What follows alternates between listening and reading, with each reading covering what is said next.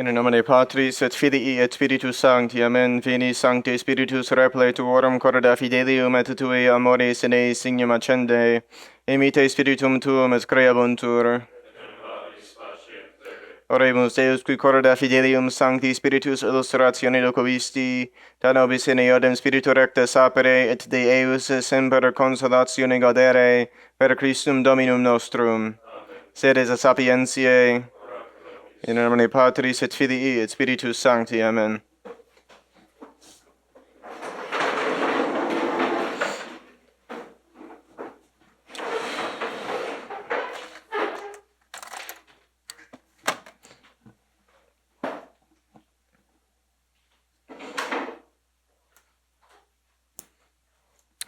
So we concluded last time with an account of the way in which the Anabaptists went around marauding under the leadership of one Nicholas Storch, was his name.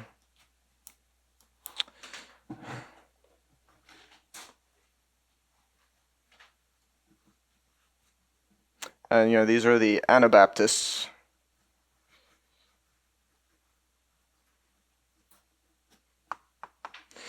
And remember, the Anabaptists are the ones who denied the validity, or at the very least the necessity, of infant baptism and insisted on the necessity of adult baptism. Their reasoning being that you can't be baptized unless you have the full use of reason to consent to the teachings of the faith. Whereas in reality, you contract original sin without any act of the will, therefore you can be cleansed of original sin without any act of the will as an infant. So that's the short answer to the Anabaptists. So these people's objections had enough weight to, at least with themselves, particularly with this Nicholas Storch, to lead him into a serious study of the question of infant baptism. And our author says that the text of Holy Writ, meaning sacred scripture, did not supply the light he sought, and had not the excesses of the fanatics given him a disgust for their doctrines. So it seems that he didn't actually hold it himself. He was leading these people around in their marauding, but he himself wasn't quite convinced. And because he couldn't find anything in sacred scripture effectively one way or another, at least not to his own satisfaction, he was turned off by the excesses of the fanatics. And Luther is, at this point, unable to restore order to his divided camp, which, of course, as we've seen, given all the principles that he himself laid down, it's not surprising. It's not surprising that there's division. It's not surprising that he's having trouble keeping his people together. So he tried writing to the leaders of the new sect, urging moderation, which again is interesting after the things that he himself has said. Interesting that he would urge moderation, because he's been obviously quite wild in his assertions and accusations. Been just gone absolutely overboard. So that he would urge moderation is interesting. And reminded them of the necessity, these people to whom he's writing, reminding them of the necessity, as he said, of trying the Spirit, whatever he means by that. Finding his words unheeded, he thought himself entitled to rap these visionaries upon the snout. So now he's seeing himself as the conservative one, holding these radicals in check. And this fact, wanting to punch them in the face, essentially. Rap them on the snout means, the snout meaning the nose, rapping means to hit, so he wants to punch these people in the face for going too far, too quickly. Which is coming from Luther that, besides just being typical of him, it's interesting to hear it, because these are people who are pushing his principles. And he tried against them, so he used against them, the violent abuse and popular preaching he had found so successful against Catholicity up until that time. So now he's turning his his sights on different targets. But it's not to say that he's reconciled with the Catholic Church to any degree, but it does mean that he's found other targets, people in his own camp, with whom he is displeased, and against whom he is now preaching in much the same manner, with the same ugly rhetoric. And also, reverting to something we talked about last time, also the sack of Rome, it was indeed 1527. Our author here this was not a typo or anything in my notes. Our author was correct. It was all in 1527.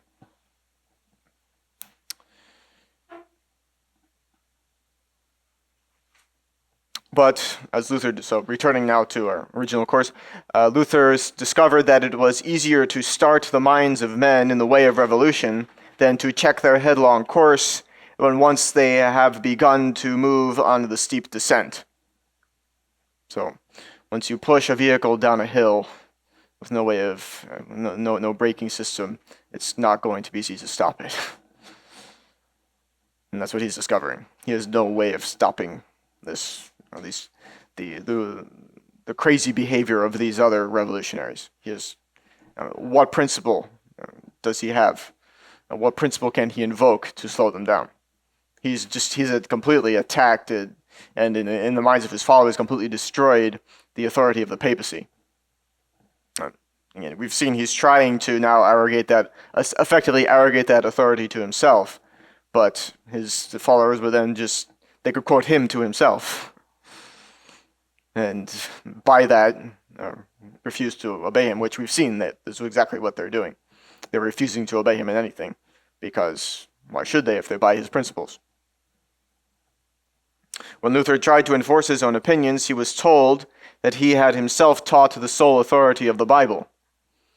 So he's trying to impose his will, but then he's told, private inspiration, personal interpretation, this is not what the scriptures tell me. So get lost, Luther. Thanks for giving us these tools, now we'll use them against you. If he based his arguments upon the gospel, he was met with the reply that they had learned from him their right to interpret the sacred text for themselves. The religious freedom which he claimed to have given to the world now turned its power against its author. So we saw earlier that he claimed that everybody else who tried to personally interpret the scriptures would, due to private interpretation, say exactly the same things that he was saying, because he was infallible, clearly, and also, of course, endowed with personal inspiration. So everybody's going to say the same things as him. Clearly, he's just destroyed his own credibility because he's been proven wrong on that point. He's clearly not infallible. So, bad news for him already. But he did not allow himself to be discouraged, and finding it impossible to check the movement he had rashly provoked, he did not hesitate to place himself at its head. So he's still trying to be the leader of these people. I mean, he is, certainly in the sense he got the whole thing moving. But he's not being successful in subjecting them to his own ideas. At least not entirely. And see some principles they take, but when they start going in other directions that he doesn't like, he can't stop them. So with a view to change the current of popular ideas, and doubtless also to satisfy the passions which burned within himself, he began to preach with vehemence against monastic vows. Something that he's already attacking. Remember, there is some overlap among these different authors, what they're going to be talking about, what they talk about, but again, it's because he himself was, as we'll see actually, he did later, in fact, himself get married, supposedly, but he's now preaching against monastic vows. The sermons, letters, and pamphlets, which soon flooded the whole of Germany, were all written, with this in mind, to flatter the lowest instincts and stir up the ignorant populace. The quotations with which he attacked the vow of chastity and the law of celibacy, our author says, do not admit of quotation. So he was clearly saying filthy things that some authors at least refuse to quote as a result. And we've seen some of those things that he said, and they were bad enough, but some of them probably should not be quoted in decent company. And again, our author continues, "It is not hard to understand the success of Luther's doctrines if we consider that they were supported by every bad passion, by every form of cupidity and vice." And this is something you see in every heresy. There's always this license that's given to any kind of immorality. You could do whatever you want. Even those which claim to condemn marriage, like the Albigensians, they themselves, the perfect, like the elite of the sect, would engage themselves in whatever immorality very well pleased them, because the idea was, well, they were perfect, so they're above the laws. So again, even though they, on the face of it, they're condemning marriage, on the other hand, they themselves are giving, or allow themselves license to do exactly whatever they please. So even in that system, which condemns marriage, there's still built in this license for immorality. And so Luther sees this, that we see his strategy developing here, how his heresies are going to survive and then take root and spread, all of which is happening. We're seeing first you need to get support from the civil rulers, and then you need to appeal to the passions of the general populace. If you get that, then if you do those things, then you will first you flatter the civil rulers. They'll protect you, they'll support you, especially if you allow them to steal church property. And then the populace, the general populace, if you tell them that they can give free rein to their passions, they will also get behind you. So we see his strategy. So Luther wrote that the time has come to do away with forever these vows against nature. He calls them vows against nature. Again, apparently forgetting that he himself considered them excellent when he was in his right mind, years earlier when he became a monk and a priest, and only now that he wants to give free rein to his passions that he's finally discovered that those vows are actually against nature. He said that the time has come when those who make them should be treated with the greatest rigor of the law. Now is the time to destroy convents, abbeys, priories, and monasteries, that such vows may never be uttered more. So essentially, let's wage a war, let's declare total war and wage it against the religious life so that nobody ever takes a vow of chastity ever again. That's his explicitly stated goal now.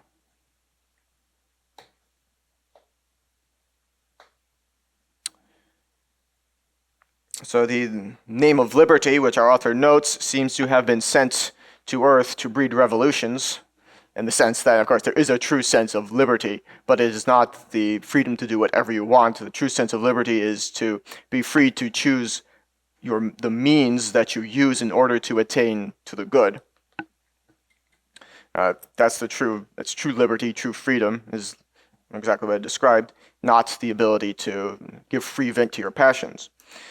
So again, in the name of liberty, religious freedom in the sense of being able to interpret Scripture as you please, etc. All of Luther's other things, freedom from the tribunal of penance and so forth. Liberty was now throwing all of Germany into a state of disorder, which is, of course, again, looking at the principles that Luther himself has laid down, is no surprise. And Erasmus, whom we've seen earlier, left us a striking picture of the appearance of the sectaries, so the people who were joining Luther's movement. He writes that, "I see them as they come from the sermons, with rage depicted in every feature, their eyes on fire, as if intoxicated by the bloodthirsty harangues which they have just heard. This evangelical race breathes but combat," so in other words, they're breathing out nothing but violence, "seek no other argument than armed force." So he's not liking too well the picture that he himself has created. He was realizing that people are not exactly leading more edifying lives as a result of his telling them that they're free to throw off all of the supposed burdens of the church. So all the provinces, various provinces of Germany, the Rhine country, Saxony, Thuringia, and Swabia were desolated with fire and sword. A new name suddenly appeared amid the general fermentation, a name written in letters of blood upon the ruins of castles, churches, and monasteries. Some vivid imagery for you.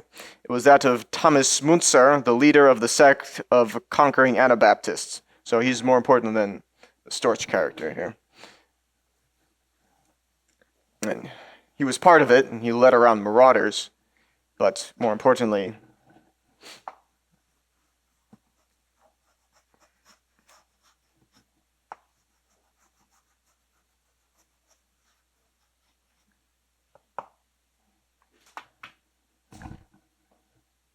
Thomas Müntzer.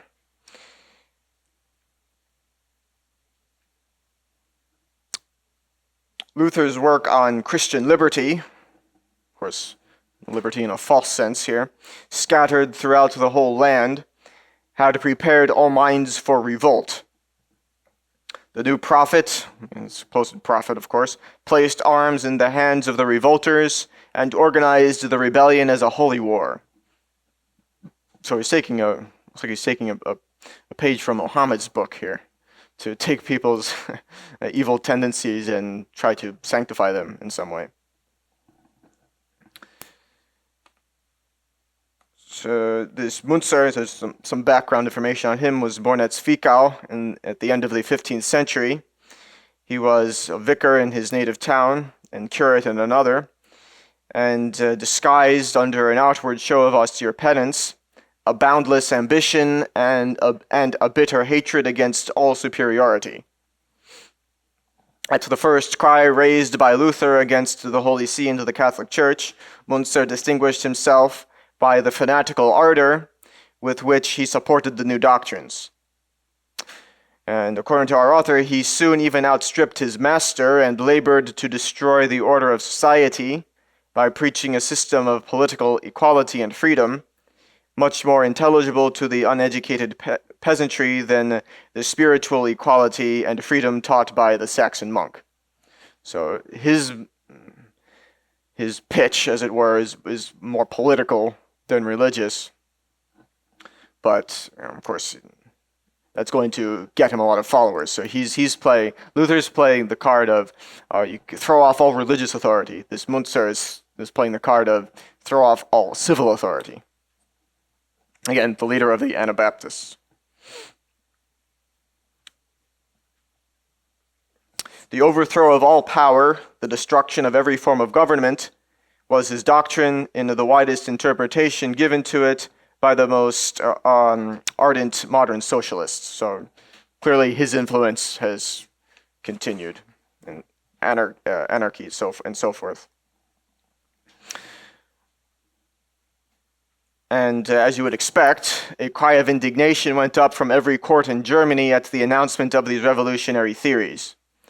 The nobles were very willing to support the Lutheran crusade against the clergy, the convents, and ecclesiastical property, so long as it was to redound to their own profit. So nobles are fine with revolution as long as they profit from it. But as soon as it works against them, again, much like Luther, they don't like it anymore. That's not good. It's very different to be on the receiving end of a revolution than on the fomenting end. So they were quite ready to gather the spoils and to enrich themselves with the wealth of the altars.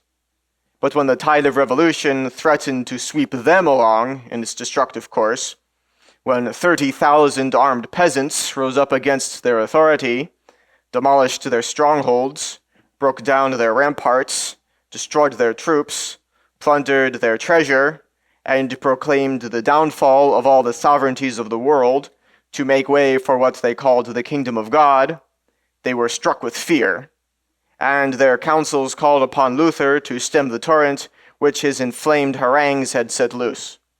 So now they're calling upon Luther to protect them from his own monster. They're probably telling her, could you make up some new doctrine to say that this isn't good? Because remember, that's how Luther operates, is he says whatever is convenient in the moment. which is, of course, why he ends up contradicting himself. So something like, say, penance early on, the sacrament of penance, he originally didn't have such a problem with that.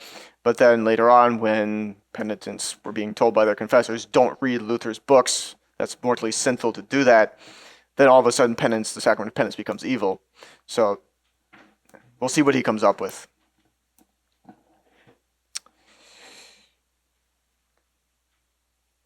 Because again, Luther is going to be very much inclined to accede to the wishes of the civil rulers who are, of course, giving him protection. Again, he doesn't mind having the ability to rile up the peasantry, but the people he really needs for protection are the nobles. You have a question?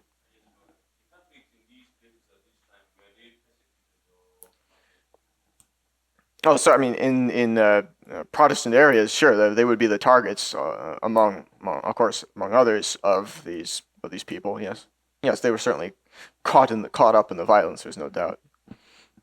And what else would these people have to fight against? What other targets would they choose, other than Catholics? And of course, the soldiers of their own princes.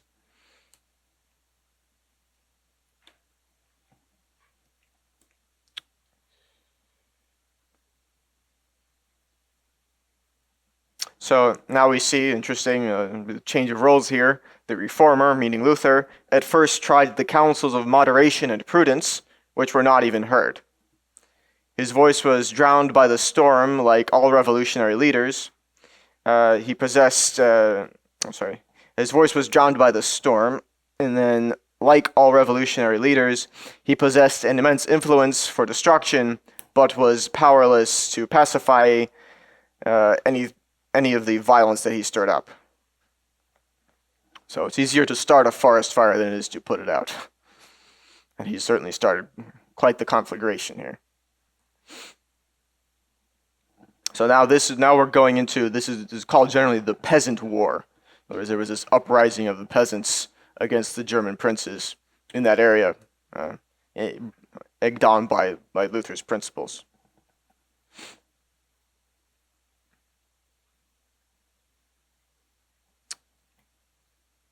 So the banishment and proscription of Munzer, which is what they ended up doing, they made him essentially an outlaw for very good reason, to which he, Luther, contributed in concert with the German princes, only added new force to the insurrection. So they're telling these crazy Anabaptists, these revolutionaries, that your leader is evil. That's not going to stop them from following him.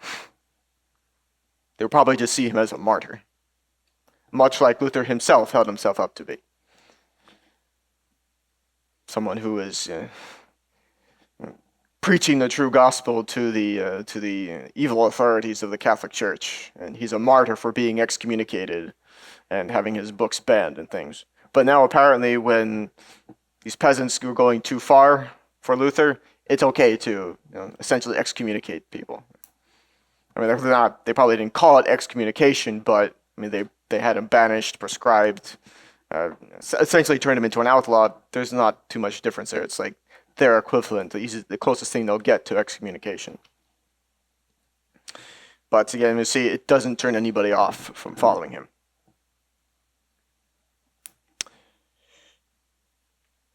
And so, as we anticipated, the furious Anabaptist was looked upon as a martyr to liberty and a victim of the tyranny of princes. So now we're just seeing the roles shifting here a bit. Of course, that's not to say that Luther has ceased to be a revolutionary, quite clearly not. It's just that it's getting out of his control.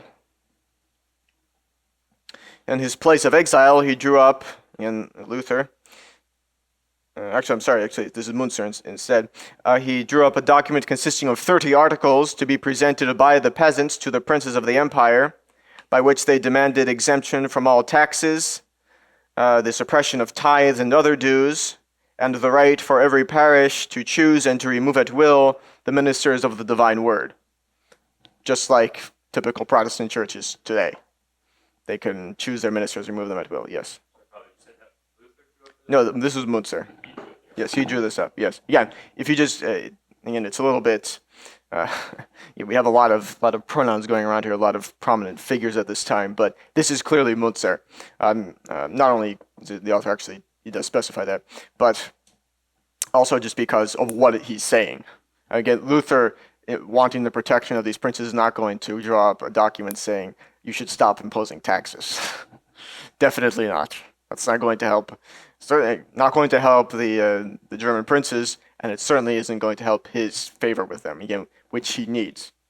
Because remember, the emperor has issued edicts against him, so the emperor doesn't like him. So his protection is now on the lower nobility. Again, remember, the emperor only had a limited influence over the area which was the empire. Charles V was primarily king of Spain. He had more power in Spain than he did over the empire. So the people with the real power in the empire are the heads of the smaller states that make up the confederation known as the Holy Roman Empire. So he's found favor with the people who hold the real power to do things, the power on the ground to get to do things, the ones who decide who lives and dies because of being convicted of crimes in the empire. So yeah, in a sense, they are rebelling against the emperor, but the emperor can't really enforce it. He doesn't have the means to do that.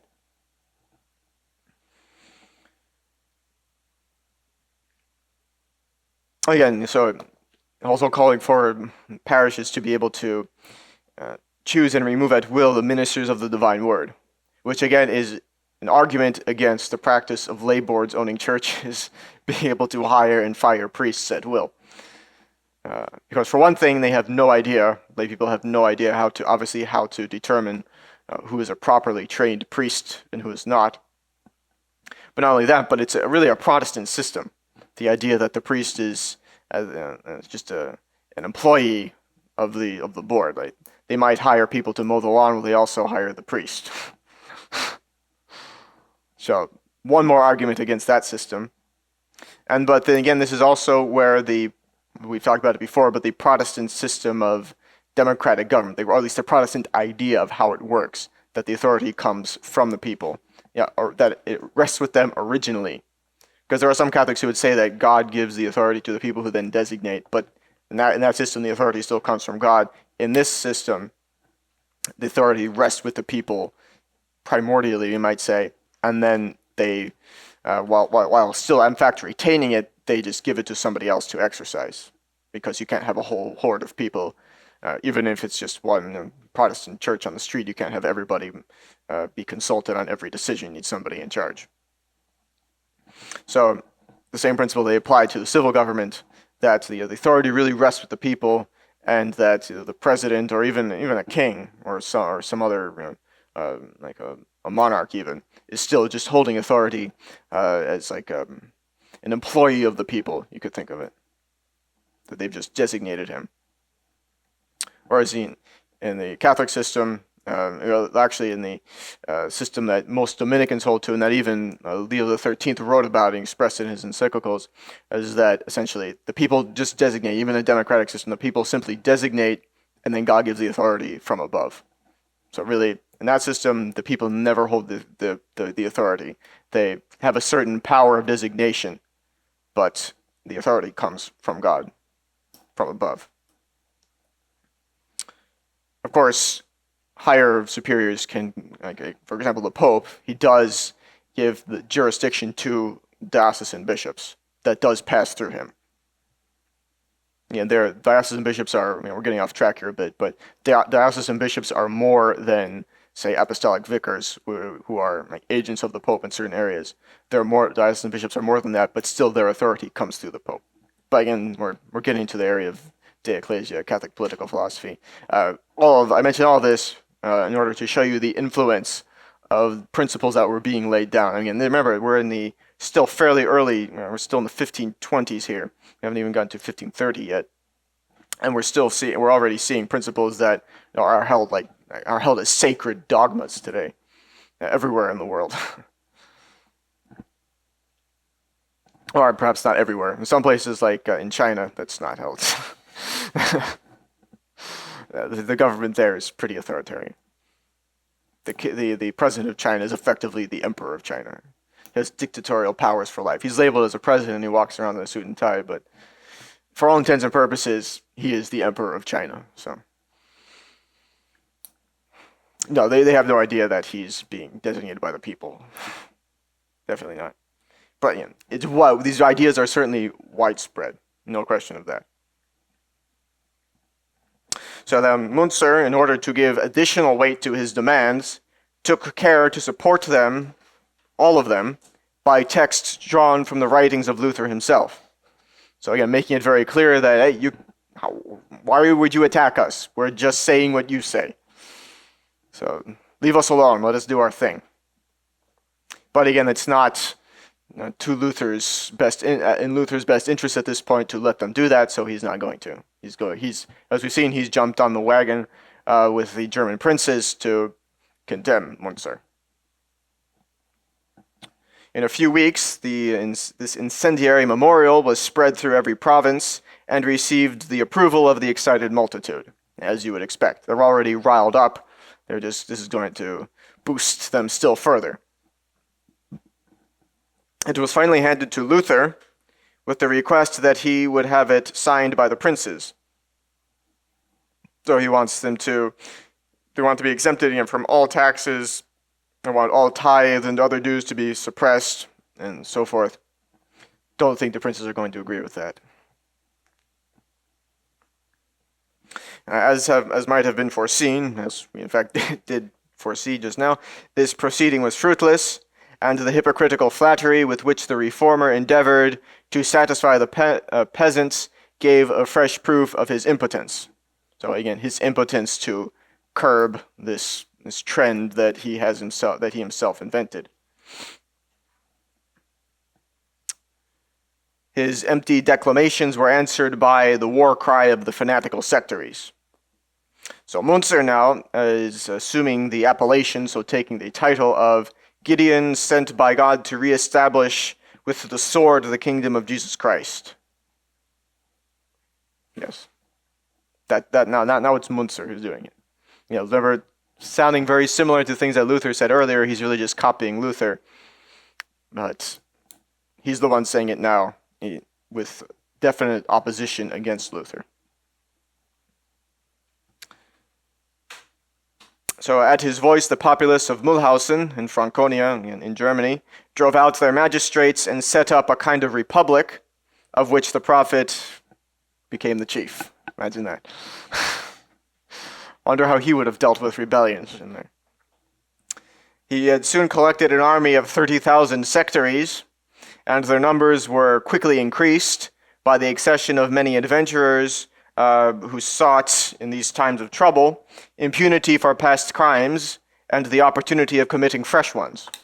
So again, if you're already a criminal and you're already a revolutionary, at least in tendency, you're going to jump very quickly on this train of revolution that's rushing by. So, what better way to free yourself of all possibility of ever being punished for your crimes by overthrowing the authority that would punish you? These people realize that, and the most natural thing for them to do is join this. So under his command, they carried on a war of bloodshed and rapine, in which the most horrible acts of cruelty and the most unheard of barbarity were the order of the day.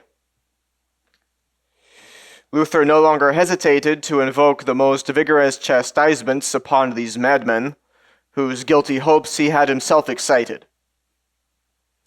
So he wrote, and now we're talking about Luther, to the German princes, urging them to check the disorder and to lay aside the gentle means they had hitherto used. So he's going to tell them, you've been too nice up till now, you should be harder on these people. Again, which the authorities of the empire should have been doing against Luther from the start, if they didn't want this to happen. Yet, we're just seeing here one enormous example of the fact that heresy is extremely detrimental to the civil order. Large-scale example.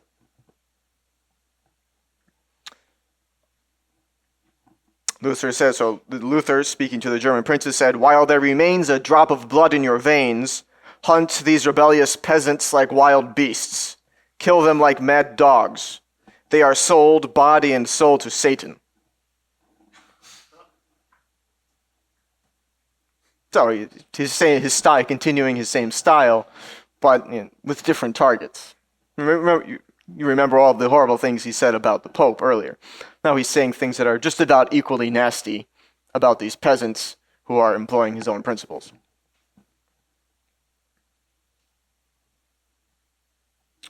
So Luther's action in this case was clearly to his advantage in telling the German princes that they should, essentially what they want to hear, that you need to deal with these people. But of course, it's as disgraceful as it was skillful, and every drop of blood shed in this disastrous warfare must fall upon the memory of the reformer, who gave up to the public vengeance the multitude of fanatics he had armed himself. Or he had himself armed. So he's causing all of this. He very much contributed. He contributed very greatly to riling up the peasantry to revolt, and now he's urging the civil authorities to go after them. Again, in a very similar manner to that in which the Pope urged the authorities of the empire to go after Luther, which they failed to do, and now they're reaping the consequences. But now that the roles have shifted somewhat, Luther is telling the German princes to now deal with these peasants who are, he says, owned by Satan, effectively. So the blood is on his hands. He started this. The evil was pressing, and any attempt at negotiation was sure to fail against the popular movement which agitated the masses in Germany, equally hard to arouse and to pacify. So perhaps it takes a degree of skill and some cause that people can really latch onto in order to get them aroused like this. But at the same time, once they have been aroused, you can't just pull the plug out of the electrical socket and hope that it's just going to stop.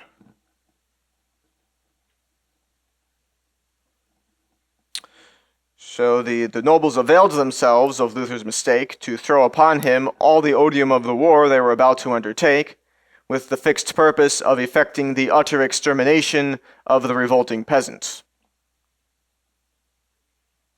So they see that he's telling us to do it, so we're going to do it. We're going to put down these people violently. And so our author says here, by way of summary, that in looking back over the long list of evils inflicted upon the world by the Lutheran heresy, we see its cradle stained with blood, its birth attended with so many crimes, its progress marked by numberless ruins.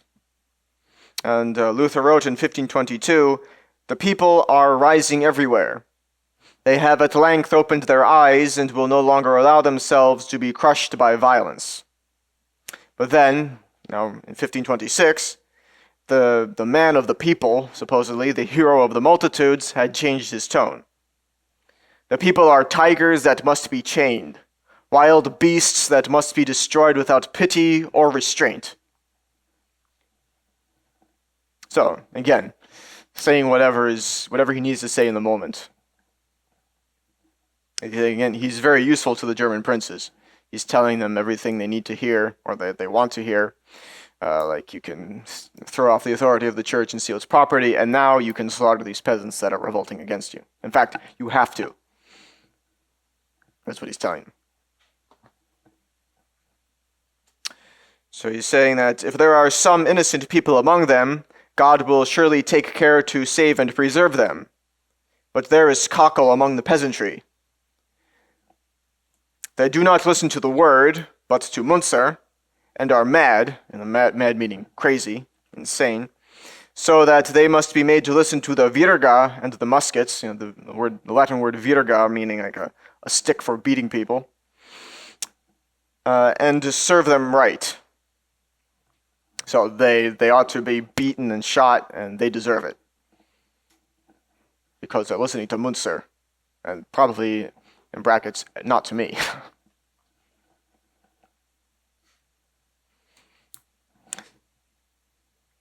And so he says about Munzer personally, whoever has seen Munzer may well say that he has seen the devil incarnate, in his utmost fury. He says, O Lord God, where such a spirit prevails among the peasants, it is high time for them to be slaughtered like mad dogs. Perhaps the devil feels the approach of the last day, therefore he stirs up all this strife, but God is mightier and wiser. So now he's telling the princes, you have, it's God's will, you have this duty to put down this revolt. Yeah, which is exactly what they want to hear. So in 1522, the people obeyed the voice that urged them to revolt, and in 1526, the nobles answered his appeal by rising up to crush the rebellion which he had himself proclaimed.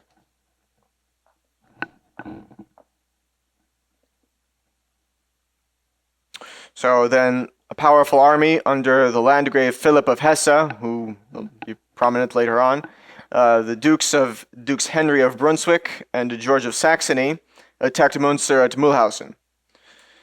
So again, at his headquarters, where he set up his own little republic. The desperate resistance of the peasants and the fanatical madness with which they refused to give any quarter drew upon them the most fearful reprisals. The battle was one of the bloodiest for the numbers engaged. Toward evening, the peasants were routed and fled in all directions, leaving their leader nearly alone on the field. So this battle was in May of 1525. So now we're talking, so that's the year we're currently discussing here.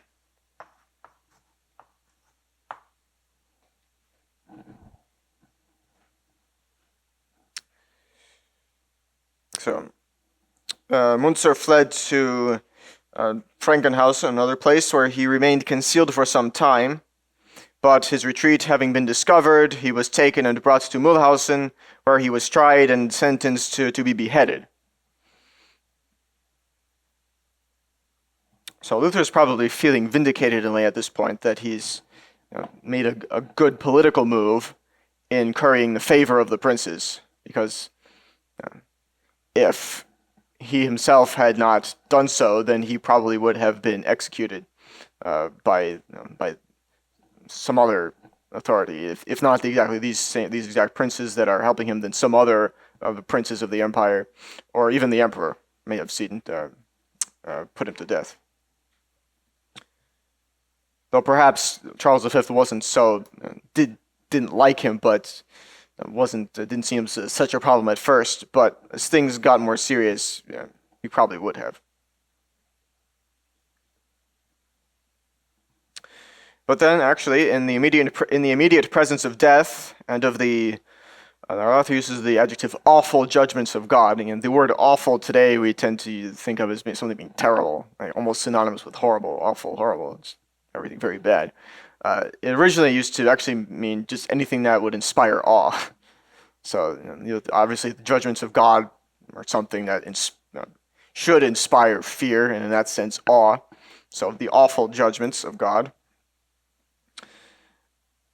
The Catholic faith, which he had forsaken, once more revived within his breast. So, when he's fearing eternity, he's going back to the Catholic faith now. And apparently, the remembrance of his crimes and the terrors of eternity opened his heart to remorse. He abjured the perverse doctrine which had made his life so miserable, and protested that he wished to die a submissive and repentant son of the Church he had so violently assailed. In these dispositions he mounted the scaffold in December of the same year, 1525, trusting in the unfailing mercy of the God whose dying words were a prayer for his executioners. So he at least died repentant. So that's a bit of good news here.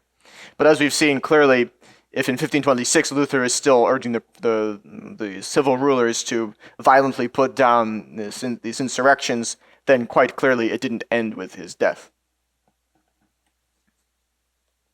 Yes. Yes, he was executed this December 1525. He was executed.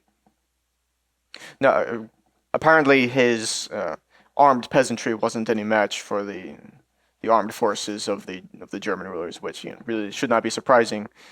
There are instances in history of I'm thinking specifically of Roman history of maybe 15,000 Romans destroying hundreds of thousands of disorganized, undisciplined soldiers that they were fighting against. The Romans themselves being extremely disciplined. So a very small number of soldiers can actually defeat a disciplined force. A small disciplined force can actually defeat an enormous disorganized, undisciplined army.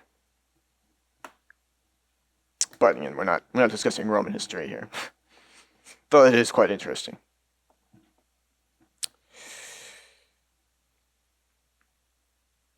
And interestingly enough, Luther's popularity perished with Munzer upon the scaffold at Mulhausen. So his image as the revolutionary, holding up the true gospel to the authority, as the hero of the people, has been destroyed because he was clearly in favor of Munzer's execution. So people are becoming very greatly disillusioned with Luther. So now more than ever, he's going to need the protection of the German princes. So after this, we find him among princes, literary men, and the familiar friends who form a kind of court around him. His part is reversed. He no longer wields that immediate influence over the multitudes which had marked the first years of the Reformation, or revolution, or revolt, something along those lines. It's typically referred to as the Reformation. No? This new phase in the life of the apostate monk is revealed, in other words, characterized, by repeated attempts at pacification. So he's still popular with some people, civil rulers, but also people who have some use for his doctrines. His heresies, really. The camp into which he was now entering needed order, and he was called upon to establish it. Though remember, earlier on he said founding sects is stupid and useless. But now he's being called upon to do exactly that. Form a sect with some kind of hierarchy, some kind of order. So again, we're seeing he's clearly not against religious authority. He just wanted it for himself. At the very least, he wanted to throw off the authority of the church, which was, of course, in total opposition to his heretical ideas. The Catholic clergy was ruined in the areas affected by the revolt. Its property was in the hands of the nobles. Episcopal jurisdiction was abolished. Every form of belief was tolerated. Every religious law annulled. So, religious liberty. Unless he was ready to open the door to every form of anarchy, to every shape of extravagance and disorder, it was necessary to re-establish an authority of some kind, and the reformers' theories were now to receive, in practice, a formal refutation. So his ideas of every man for himself, religiously, clearly, he is now going against on the practical level. Luther had built up his whole doctrine on the fundamental principle of individual liberty in the widest acceptation of the term. In fact, that's the definition of liberalism, is the greatest possible freedom for the individual. It goes back to Luther. He had consequently destroyed the Catholic priesthood, condemning it as a sacrilegious usurpation of the sacred ministry of religion, to the profit of a few, whereas in his system it belonged equally to all. We saw him talking about that earlier. Now he was himself compelled, and even since condemned, to constitute Lutheran ministers, upon whom he must confer a kind of priestly character. So again, he was arrogating essentially papal infallibility to himself. Now he's setting up a type of priesthood, set up above the people who are supposedly, again, divinely inspired themselves to understand the true gospel. He had, as remember, in the first days of his revolt against the church, solemnly burned in the public square of Wittenberg a copy of canon law, by way of strong protest that he regarded the legislation of the church as a despotic sway from which the consciences of men must be freed, a galling yoke which had too long weighed down the people, and which it would be his glory to break forever. Now he was condemned to substitute his own laws in the place of those which the antiquity of tradition and the authority of the holiest pontiffs had approved. So again, he's setting up exactly his own sect that apes the Catholic Church. All right. Enough talk of death and destruction for one day. In nomine Patris et Filii et Spiritus Sancti, amen, sub tuum praesidium confugibus sancta Dei genitrix nostras imprecationes et dispicias, in necessitatibus et periculis cunctis libera nos semper, Virgo gloriosa et benedicta. In nomine Patris et Filii et Spiritus Sancti, amen.